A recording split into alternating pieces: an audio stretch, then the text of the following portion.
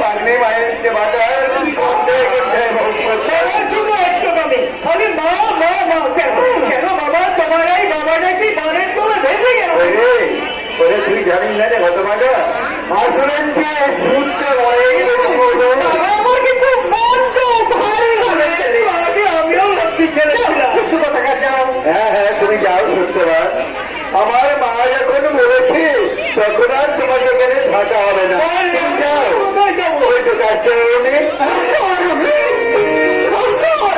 যেন তোমাকে এগুলো মনে হচ্ছে ওভাবে মানুষের ঘরে কখন যে কিসের অভাব হয় তা কি কেউ বলতে পারে? অনেক আনন্দ হবে। আমার তোমার মা যে বললেই কোনো কাজ ভুলে গেছে, কোনো কাজ হয়ে গেছে, একদম হয়ে গেছে। ঠিক আছে ঠিক আছে আমি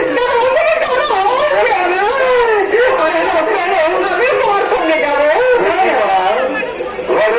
ঘরে তুমি যাবে মনে রাজার নেই প্রয়োজনে যদি মনে আসতে পারে তবে ঘরের বউ স্বামীর সঙ্গে বনে গেলে দোষ কি বাবা?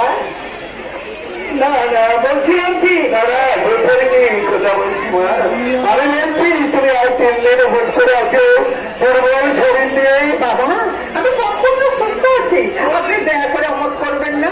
আমি স্বামীর সঙ্গে চরণে যাই। এই তুমি কি পাগলাম শুরু করলে তবে তুমি জানো না যে ব্রতের যে নিয়মটা রক্ষা করতেই হয়। এই ব্রত 3 দিন উপর থেকেই যে ব্রত আমি উদযাপন করেছি তাতে নিয়ম আছে। ব্রতের শেষ দিন স্ত্রীকে ভোটের জন্য স্বামীর সঙ্গ ছাড়া হতে নেই। হলেও ব্রতের নিয়ম পালন না করলে ব্রত করে কোনো লাভ হয় না। স্মরণ রেখো তুমি আমার কাছে প্রতিজ্ঞাবদ্ধ। এর মধ্যে প্রতিজ্ঞাও হয়ে গেছে। তাহলে কি এই মনে ছেড়ে তোমাকে কি রাখবে? যাও মা যাও, স্বামীর চোখে কাজটা করে নিয়ে আমার স্নেহের তুলনা নেই, একটা প্রণাম নিন। চলো ভালো হলো পাক কেটে দেবো আমি আর মাথায় করে ভয় আচ্ছা গভীর পুরুষ আচ্ছা এখন চলো দেখি কাজ নিয়ে আসি।